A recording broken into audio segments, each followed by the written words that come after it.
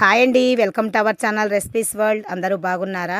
ఈరోజు మనం ఎంతో టేస్ట్గా కొంచెం డిఫరెంట్గా కార్న్స్ తోటి గారె తయారు చేసుకుందామండి.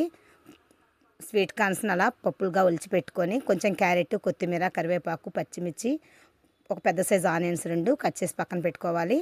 ఇప్పుడు మనం ఒక మిక్సీ జార్లో మనం ముందుగా ఒలిచిపెట్టుకున్న కార్న్స్లన్నీ మొత్తం దాంట్లో వేసేసుకోవాలి. స్వీట్ కార్న్స్ మొత్తం కొంచెం పక్కన పెట్టుకుందామని తర్వాత పిండిలో కలుపుకోవటానికి.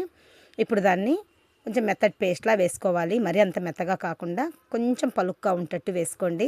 దాంట్లో వాటర్ ఏం వేయొద్దండి, దాంట్లో ఉండే వాటరే సరిపోతుంది దానికి. చూసారా, వీడియోలో చూపించినట్టుగా కొంచెం పలుగ్గా వేసేసుకోండి.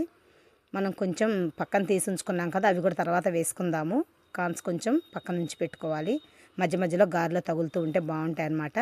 ఇప్పుడు మనం ఆ వేసి పెట్టుకున్న పేస్ట్లో పచ్చిమిర్చి, ఆనియన్స్, కొత్తిమీర, కరివేపాకు మొత్తం 1 by 1గా వేసేసుకుందాము.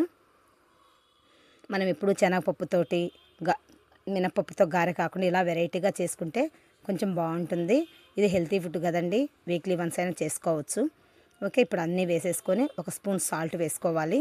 ఇది కొంచెం మనం గారె చేసుకునేదానికి వీలుగా రావడం కోసమని మనం పిండికి కూడా వేసుకుందామన్నమాట. కొంచెం రైస్ ఫ్లోర్, కొంచెం వచ్చేసి బేసిన్ పౌడర్ అనమాట.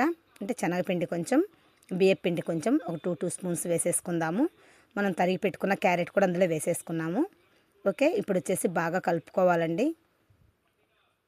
అస్సలు వాటరే ఏం అవసరం లేదండి, దాంట్లో ఉండే కార్న్స్లో ఉండే వాటరే దానికి సరిపోతుంది. మనం పిండి వేసినా కూడా మనకు వాటర్ అవసరం పడదండి. చూసారా, వీడియోలో చూపించినట్టుగా అలా మొత్తం కలిసిపోయేలా కలిపేసుకోవాలి. మనం వేసిన పౌడర్సు, ఆనియన్స్ మొత్తం కూడా ఆ పిండికి పట్టేలా బాగా కలిపేసుకొని ఒక 10 నిమిషాలు అలా పక్కన పెట్టేసుకుందాము. ఇప్పుడు మనం ముందుగా తీసుకుంచుకున్నాం కదా కొంచెం కార్న్స్, అవి కూడా అందులో వేసేసి బాగా కలిపేసుకోవాలి. ఇవి మధ్య మధ్యలో గారెలు మనం తినేటప్పుడు తగులుతూ ఉంటాయండి, చాలా బాగుంటాయండి. ఓకే, ఇప్పుడు అలా వేసేసి పక్కన పెట్టేసుకుందాము. ఒక 10 నిమిషాలు పక్కన పెట్టేద్దాము. ఈలోపు మనం స్టవ్ మీద బాండి పెట్టేసి ఆయిల్ వేసేసుకుందాము. డీప్ ఫ్రైకి సరిపడా ఆయిల్ వేసేసుకోండి. ఆయిల్ని బాగా కాగనివ్వండి. కొంచెం బాగా కాగిన తర్వాత ఏదైనా ఒక ప్లాస్టిక్ కవర్ కానీ ఏదన్నా మీకు వీలుగా చూసుకొని గారె వేసుకున్నానికి వీలుగా, నేనైతే సిలికాన్ది వచ్చేసి మ్యాట్ వేసానండి. చూసారా, అలా గారెగా ఒత్తేసుకోవాలి. కొంచెం మధ్య మధ్యలో చేయి తడుపుకుంటూ అలా గారెలా ఒత్తుకొని కాగిన నూనెలో 1 by 1 వేసేసుకోవడమే. ఇంకా ఇప్పుడు మనకు బాగా వేడైపోయింది నూనె. ఇప్పుడు 1 by 1 వేసేసుకొని 2 sides టర్న్ చేసుకుంటూ కాల్చుకోవటమేనండి. చాలా టేస్ట్గా ఉన్నాయండి. దీంట్లోకి చట్నీ అలా ఏం అవసరం లేదు, అన్నీ దాంట్లోనే ఉన్నాయి కాబట్టి మనం అలాగైనా తినేసేయచ్చు, లేదంటే మనం ఏదైనా చట్నీ చేసేసుకోవచ్చు అనమాట దానికి. ఓకే అండి, అలా కొంచెం కలర్ మారేంత వరకు 2 sides టర్న్ చేసుకుంటూ కాల్చుకోవాలి. ఎంతో టేస్ట్గా ఉన్నాయండి, మీరు కూడా ఒకసారి తయారు చేసుకోండి. ఓకే, మీలో ఎంతమందికి కార్న్స్ వడలు ఇష్టమో ఒకసారి కామెంట్లో చెప్పండి. ఓకే అండి, ఇప్పుడు మనకు కార్న్స్ వడ రెడీ అయిపోయిందనమాట.